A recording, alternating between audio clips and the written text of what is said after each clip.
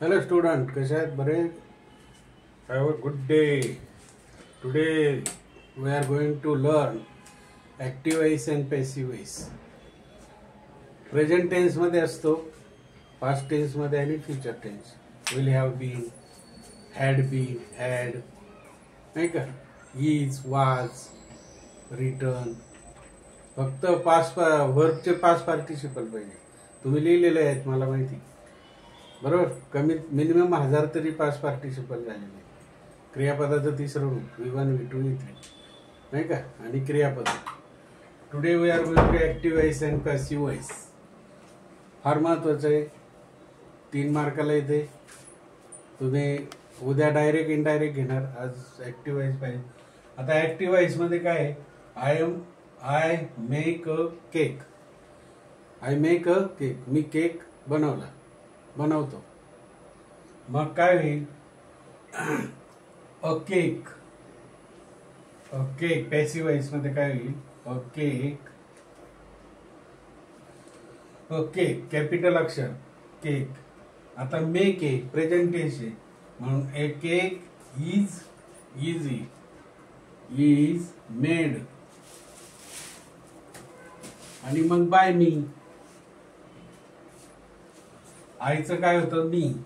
हिचं हिम. सीचं हर. वीचं अस, नाही का. देचं देम. आता इथं बघा, सी रीड्स अ बुक. मग आता काय होईल? A book. रीड्स आहे म्हणजे प्रेझेंट टेन्स आहे. A book is read by. सी आहे म्हणून बाय हर. हा पॅसिव्ह वॉइस झाला. तिसरं काय? They write a letter. Write म्हणजे प्रेझेंटच. मग काय होईल? A letter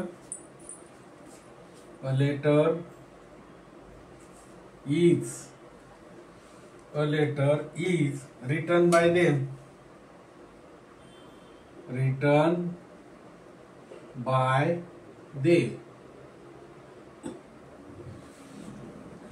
a letter is का तर प्रेझेंट टेन्स आहे. A letter is written by them. Wrote असतं तर वाज आलं असतं. ए लेटर वाज रोट. वाज तर इथं रिटन बाय देम. देचं देम झालं असतं म्हणजे प्रेझेंट टेन्स आहे. A letter is written by them.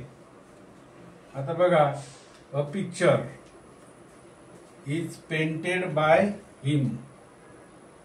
A picture is painted. A picture is painted by him.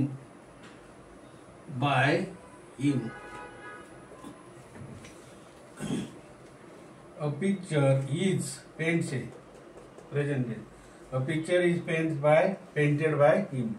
आणि आता शेवटचं, A song is येणार sung by us.